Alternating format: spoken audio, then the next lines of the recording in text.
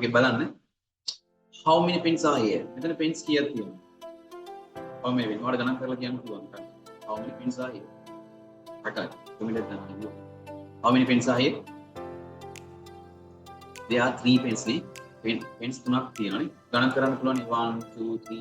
1 2 3 කියලා ගණන් කරන්න දැන් මට කියන්න හරිද මෙතන මේ වතුර කොච්චරක් තියෙනවද කියලා ගණන් කරලා කියන්න ගණන් කරලා කියන්න මෙතන වතුර කොච්චරක් තියෙනවද can you count this water can you count water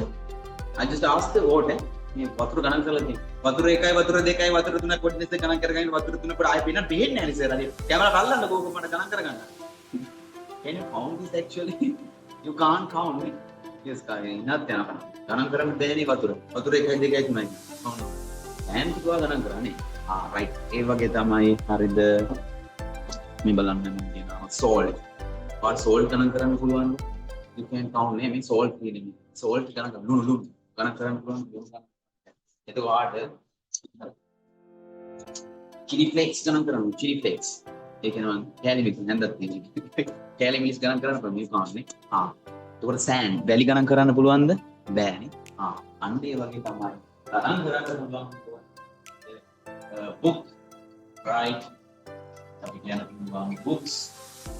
right එතකොට chair ගණන් කරන්න පුළුවන් chairs chairs කියලා කියන්න පුළුවන් right box boxes හැබැයි අර කිව්වා අපිට ගණන් කරන්න බැරි දේවල් that we can't count අපි ගණන් කරන්න බැරි දේවල් uncountable හරිද මොනවාද කියන බලන්න sand or වැලි ගණන් කරන්න වැලි කැට එකයි වැලි කැට දෙකයි ගණන් here මොන ගණන් කරන්න sugar lemons salt what else sand sugar milk sand sand yeah sugar here salt milk මේවා අපිට දැක්කද බලන්න මේ books ගොඩක් විදිහට අපිට කවුන්ට් කරලා කියන්න බෑ අරවා කියන්නේ sands කියලා කියන්න බෑ hair කියලා කියන්න sugars කියලා ඉස්සරහට යන කියන්නේ we can't අපි කරන්නේ